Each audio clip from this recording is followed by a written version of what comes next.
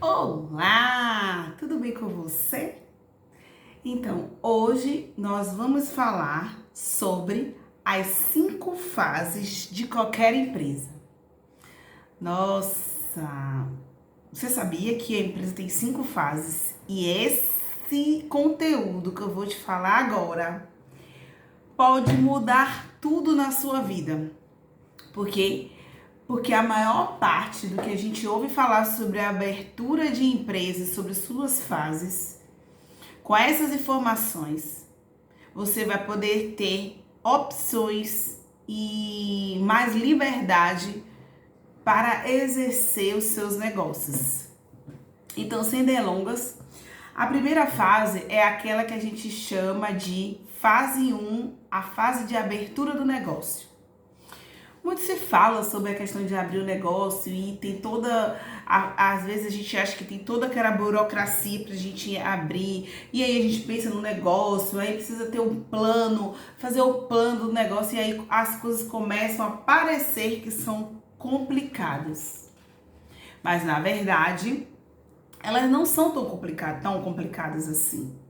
Porque quando você tem uma ideia de fazer um negócio, essa ideia, ela está aqui assim, ó, no mundo das ideias, na sua cabeça, na minha cabeça.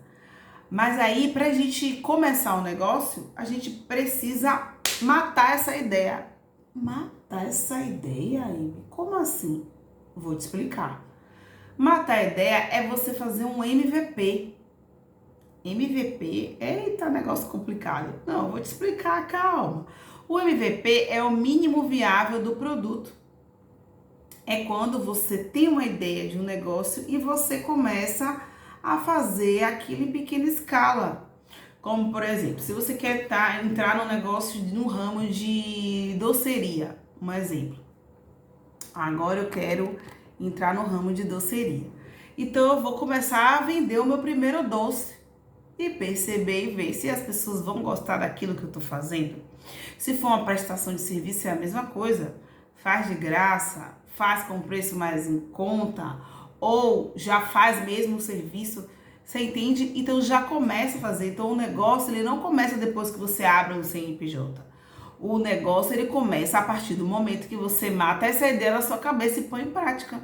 Porque aí você vai perceber várias coisas. Você vai perceber como o mercado funciona, você vai perceber se aquilo tem uma escala, você vai ver o tanto de trabalho que você vai ter para fazer aquilo, você vai começar a saber os custos que você vai ter para fazer aquele, se for no caso da doceria, para você construir o primeiro doce. Você entende o quanto de dados você vai ter assim que você começar o seu negócio partindo para a ação? Então, assim, para começar um negócio não tem dificuldade. É você pegar o que você já tem e começar.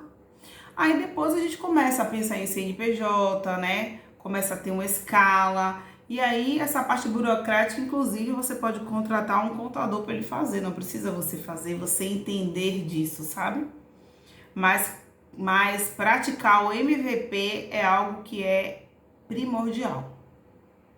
Depois disso, aí a gente precisa entender que existe a segunda fase, que é o quê? É o break-even point. Que é isso, Emily? O break-even point é aquele ponto onde a empresa entra num equilíbrio. Equilíbrio financeiro, quando ela começa a ela mesma ter o seu... ela começa a não precisar mais do seu dinheiro dentro para estar inserindo dentro dela. É quando o próprio dinheiro que ela tem em mãos já consegue que ela rode sozinha. Não necessariamente já precisa estar dando lucro, mas ela precisa pelo menos entrar no equilíbrio de contas a receber e contas a pagar. Mas ao mesmo tempo é importante que você, como dono do negócio, tenha essa mentalidade em mãos. Coloque uma data para isso acontecer. Por exemplo, daqui a um ano e meio, essa empresa precisa estar no seu ponto de equilíbrio. E aí você começa a trabalhar para que isso aconteça. O que eu preciso fazer agora para daqui a um ano e meio eu ter esse ponto de equilíbrio? Bom, eu preciso gerir os recursos, eu preciso entender o operacional, se precisar fazer um downsize, que é o quê? É a diminuição desse operacional para que entre em equilíbrio, a quantidade de vendas, a redução de custos operacionais, custo do produto, tudo isso sendo gerido para que a gente chegue nesse break-even point, nesse ponto de equilíbrio. Porque se a gente não pensar nessa data e a gente deixar a empresa correr do jeito que ela, numa fluidez que ela tá caminhando sem você programar isso, muito dificilmente você vai chegar nesse break-even point. Porque todo mês você vai ficar querendo colocar dinheiro ali e você não vai perceber que esse ponto não, vai ser muito difícil dele chegar, ele sozinho, sabe? Pois bem, chegou no ponto de equilíbrio, agora nós vamos para a terceira fase, que é o quê? O playback. O playback, o playback é incrível, viu, gente? O playback é quando o dinheiro volta para você. Que precisa também estrategicamente ser pensado em como isso vai acontecer.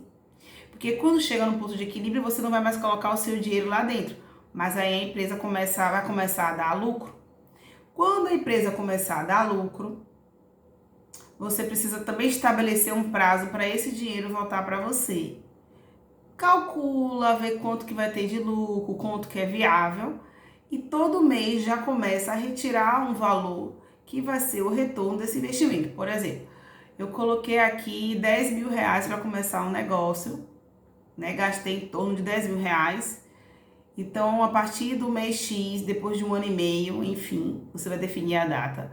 Eu vou começar, a empresa tá dando um lucro de X, eu vou começar a tirar 500 reais para ter o retorno desse investimento. Então, em determinada quantidade de meses, esse investimento vai voltar para você. Esses 10 mil, ele precisa voltar. Porque quando você coloca dinheiro no negócio, você coloca uma semente, que é o dinheiro, e coloca a sua energia, que é o combustível. Então, duas coisas que precisam ser retiradas disso para andar sozinho. Que a gente vai passar, na próxima fase a gente vai falar sobre isso. A primeira é a semente, que foi o dinheiro, ela precisa voltar, porque já foi semeada. E agora são os frutos, né?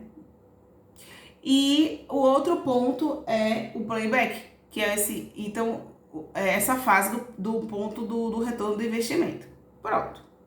Já passamos para mais uma fase. Aí a próxima fase é a fase que você vai tirar a sua energia de dentro da empresa. Emily, como é isso? Você vai contratar alguém que possa assumir o seu lugar de diretor e de gestor daquela empresa. E essa pessoa precisa ter as capacidades e habilidades para fazer isso, de preferência melhor do que você. E muitas vezes o dono do negócio, principalmente na cultura aqui do Brasil, esse empresário, ele acha que a empresa é ele. E muitas vezes isso não funciona, gente. A empresa não é você. Quer ver? Vou te dar um exemplo. Faz de conta que nós estamos agora no mar. E esse mar, né, essa vista, pense assim, o horizonte, o mar, é a sua empresa que está ali, navegando naquele mar. E aí, só que você, como dono da empresa e gestor de tudo, você está dentro desse mar nadando. E quando você está dentro desse mar nadando, você não consegue ter uma visão de expansão, estratégica, de melhorias, porque você está no executivo, no operacional, onde talvez você não consiga, por falta mesmo de espaço, né, de energia e tempo na sua cabeça, de enxergar novas possibilidades, porque você tem que estar preocupado com os canais de venda da sua empresa, com o financeiro, com o lucro, com o operacional, com o treinamento, blá, blá, blá. Então, falta esse espaço para poder pensar em estratégia de crescimento, até de outros negócios que você queira entrar. E quando você contrata uma pessoa, é como se você saísse desse mar que você está nadando embaixo e você faz assim, ó, respira, Aí você olha para um lado, tem um céu, olha o outro, e você começa a enxergar que você tem um mar de oportunidades. Mas você só consegue enxergar esse mar de oportunidades se você conseguir sair desse nadar de dentro d'água. E isso só acontece quando você consegue colocar uma pessoa no seu lugar, para você sair desse operacional e ir para a parte mais estratégica, a parte mais visionária, onde tem essa visão projetada, né? Essa visão mais ampla. Esse é um ponto. E o outro ponto é que o negócio não é a expansão de você. É uma realidade que a gente precisa encarar, não é a extensão de você. O negócio é só uma das áreas da sua vida. Existem outras áreas que você precisa olhar. E às vezes, muitas vezes, eu sei que nós somos apaixonados por nossa empresa, por nosso negócio, mas nós temos outras áreas que a gente precisa olhar e muitas vezes a gente gasta e investe muita energia somente naquela área. E muitas vezes outras áreas que inclusive talvez seja até mais importante do que aquele negócio, estão sendo deixadas de lado. Principalmente uma delas que se chama você, sua vida, a sua história, o seu caminhar. E aí, às vezes a gente se sente num vazio existencial. E esse vazio pode estar ligado a esse foco que você está dando demais ao negócio e não a você. Já parou para pensar nisso? Pois é.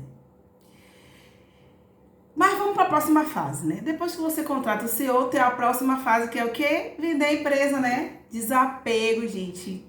Trabalhar com desapego. Por quê?